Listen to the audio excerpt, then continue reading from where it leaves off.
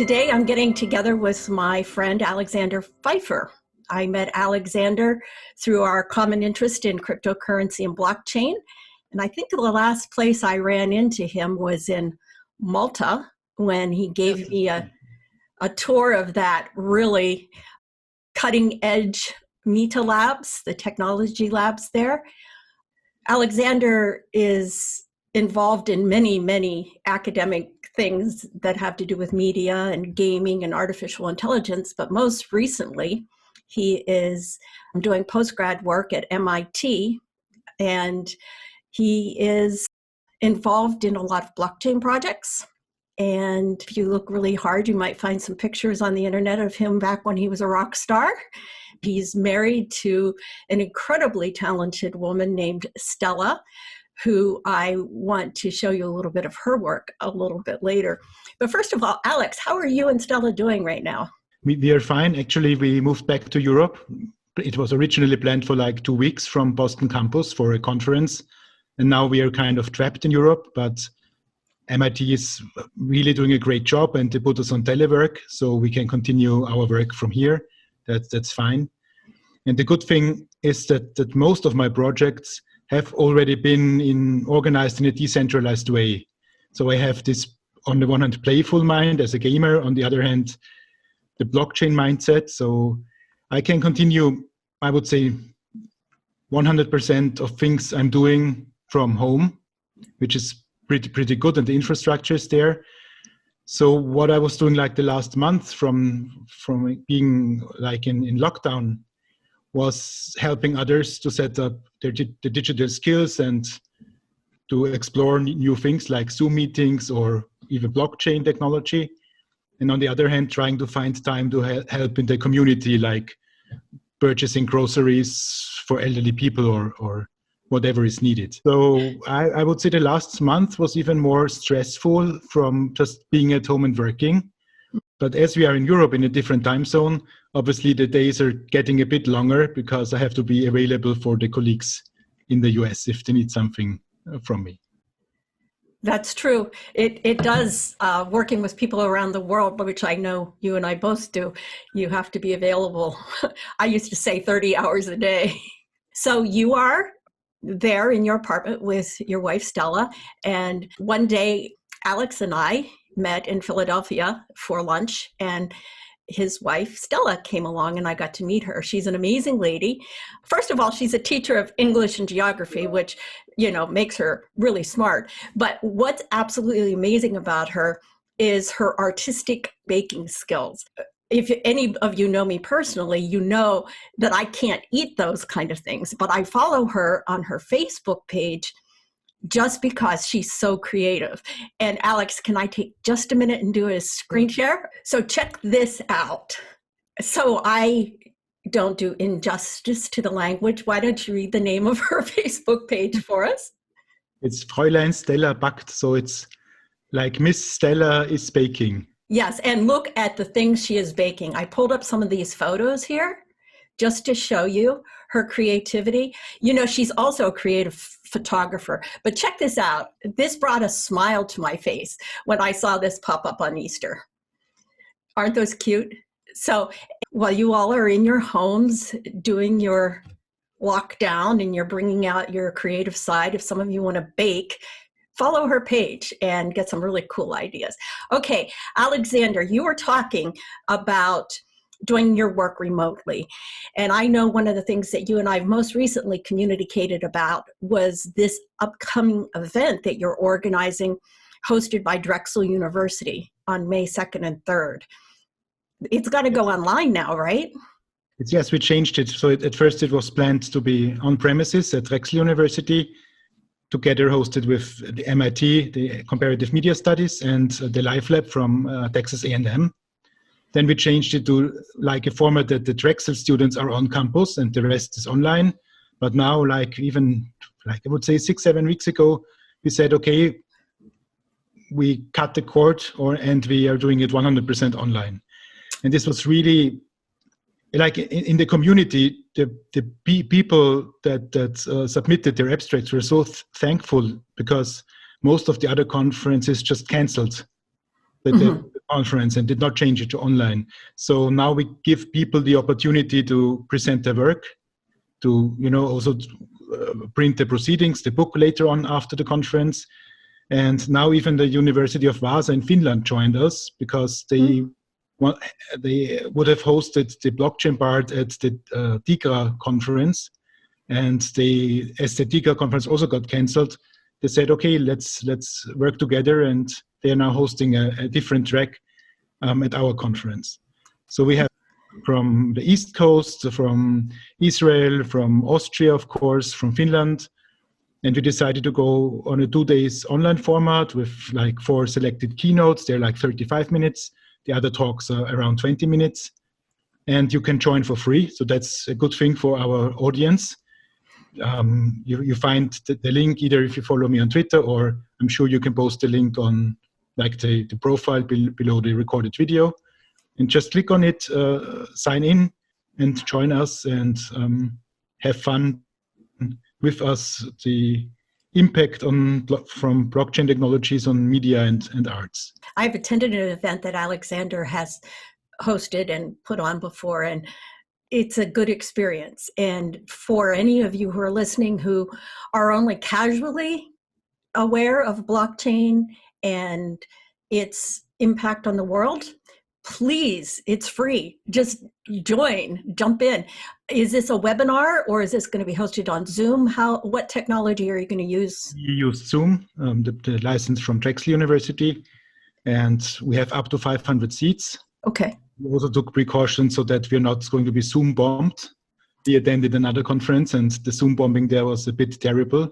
Really? I've not heard of anybody who was actually Zoom bombed yet. So how did you handle it? Did you just shut down? And what we did was the audience had access to the PDF from my slides. So I just told them, listen guys, I'm going full screen on my slides, open my slide deck on Adobe Reader.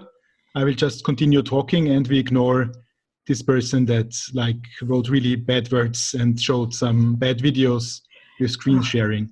Yeah. So it was like a smaller conference and the organizers were not that perfectly experienced with online meetings. So it was a learning also from their side. And right. I'm sure that the next conference will have precautions that this is not happening again. Did the latest update that Zoom pushed out address some of those problems? Yeah, so for example, you don't see the Zoom ID on top. And the problem was that all domains, like let's say Danube University or MIT or your personal domain, is followed by some letters and figures, but you can use a wildcard function like a asterisk dot and then type any combination. It's a bit like Bitcoin mining. So if you find the random number and any domain that is associated with that random number, you can enter the talk and maybe even get access rights to screen sharing or whatever. So.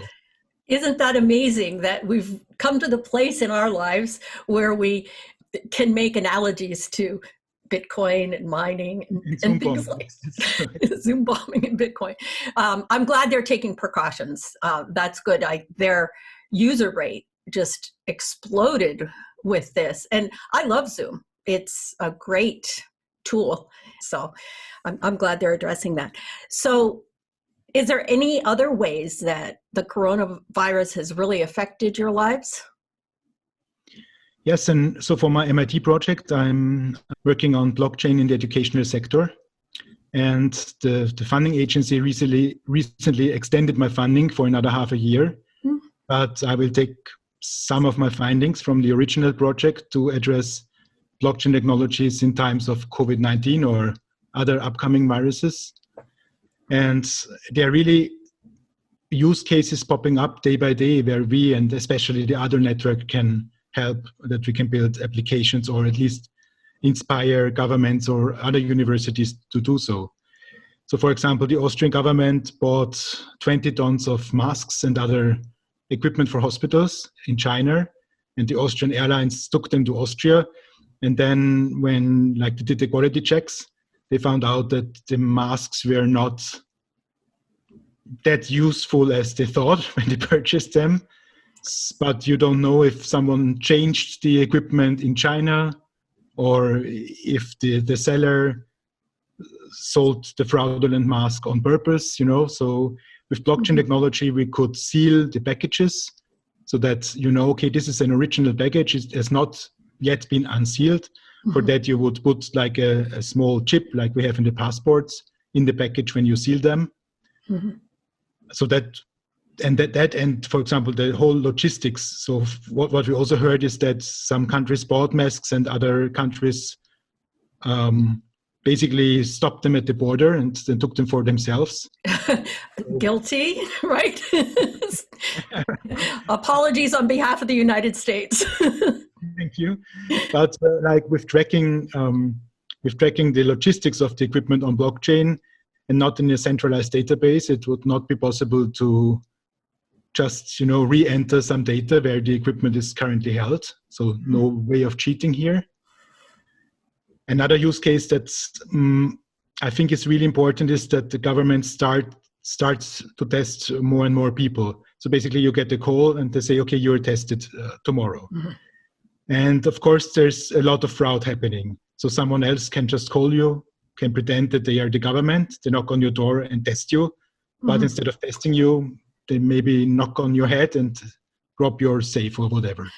Or take your DNA for other purposes. For other purposes, yes. Yeah. So with blockchain technology, we could ensure that the call is actually from the government and the person knocking on your door shows you a QR code, you scan the QR code, you see on blockchain that this is a person authorized by the government to test you. So this is one of many cases. I'm currently writing a blog article on the MIT blog about that, and there are many more use cases, I think, where we, the blockchain people, can help to prevent fraud and to safeguard the community at the very end of the day. For all the years I've known you and I and others in our community have talked about adoption of blockchain. I don't know in our wildest imaginations that we could have thought that a worldwide pandemic would be the catalyst. That would be the situation that would propel the adoption and applications of blockchain.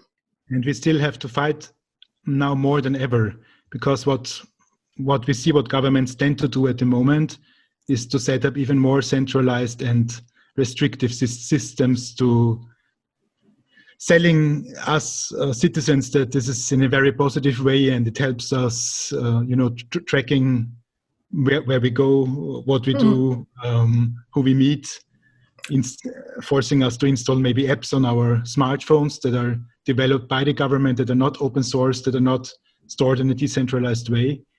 So I think that's, on the one hand, our biggest chance now to help open-minded governments as universities, as researchers, as developers, and on the other hand, to educate about misuse if you don't use open source and decentralized systems, but if you store it like on a centralized database and maybe trade with the data or whatever to restrictive things with your health data, for example. There's one other use case. I'm quite sure that like in the next 2 years, maybe when you have a football game and you like to attend in person, you have to prove that you have antibodies or that you're at least a healthy person. So I'm also kind of working on a system. It's called the electronic ID wallet. It's kind of a blockchain wallet. So like your wallet where you store your dollar bills, but instead of dollar bills, you store particular tokens. And with the tokens, for example, on the tokens, additional information is stored, like your health data or like your entrance ticket to the event itself. And in this case, you like to have some data public available, like the existence of the token itself, but the core content, what's basically the message attached to the token, should be private. And with the other blockchain, we have the possibility to create shared keys. So with the shared keys, we can give that access to certain third parties we like to have access, without maybe even revealing the data itself, but only revealing a state of the data like, yes, I'm a healthy person. the other blockchain, what you could do is you store the token that's signed by your healthcare system that states that you're a healthy person, so you cannot infect other people. You either have, so you had the virus already, you have the antibodies, etc. And on the other hand, you have your ticket stored for the event. And then at the entrance door, you show them the QR code, like you do when you go to a baseball match from the Red Sox. And then the system also checks, okay, this person cannot infect other people, so we let them in. And then we have 40,000 people in the stadium, and the people there are safe. So I think that's also a use case where our way of designing things and zero knowledge proof. So basically the system knows it's true, but we don't reveal the data, can help here. We'll have to talk. I'm working on a project that's ready to launch that's storing user encrypted data too, that's only available to people who have access to that key. But I think it's important to know a little bit about the difference that the blockchain solution brings to this, because certainly there are other enterprises that can say they've developed an app to store all of your information that says, I'm a healthy person and I have this ticket. But could you very simply explain why the blockchain will make that secure and more reliable? I think the biggest difference is that in our use case, especially if you think about the Ardor blockchain, you can easily run a full node yourself. Mm-hmm. So a full node means it's a full copy of the block height, so of the actual data that is stored on the blockchain. So you have full control of your data. So, and with your private key, you have access to your data that is stored on the blockchain, so only you can grab it, and you can create shared keys or even sub-shared keys, so to say, so that you limit them for a certain time, for example, and that you can share with others. So we know that all the data stored on blockchain is encrypted in the best possible way. You, with your key, you have access to it. And although we don't know who are the other nodes, basically, because it's a decentralized system of thousands of people and organizations hosting your data, we know that the state of data is, so to say, true. It has not been manipulated. And I think that the best thing about Ardor is this proof of stake algorithm, and that you can basically run a node on your smartphone, on your laptop, on your Raspberry Pi, whatever. And data ownership and full privacy and control is something that centralized systems actually lack. Yes, and that full ownership can't be hacked. That's an important part of a decentralized network. At this moment in time, it is the most secure way to store your data and believe with the highest level of confidence that it will not be able to be hacked or acquired by a third party for misuse or changed for whatever reason that some other entity might want to change your data. So it's a really, really, really important technology.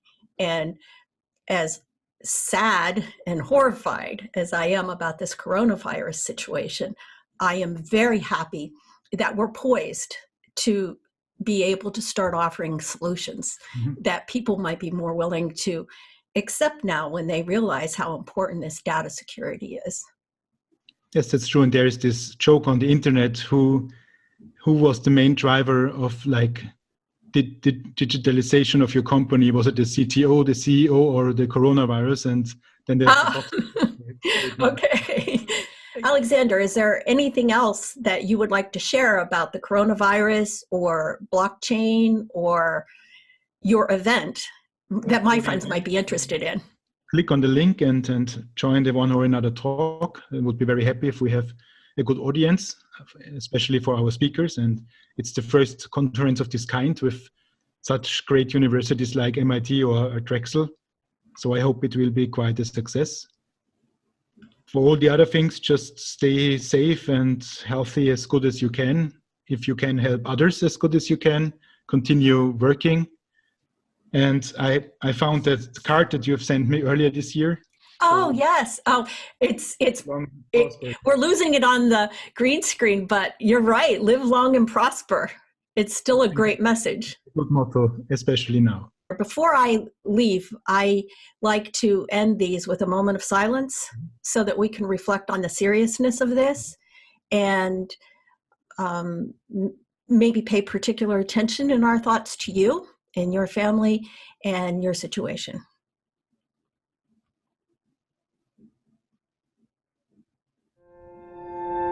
Togethering, because we will get through this better when we get through it together.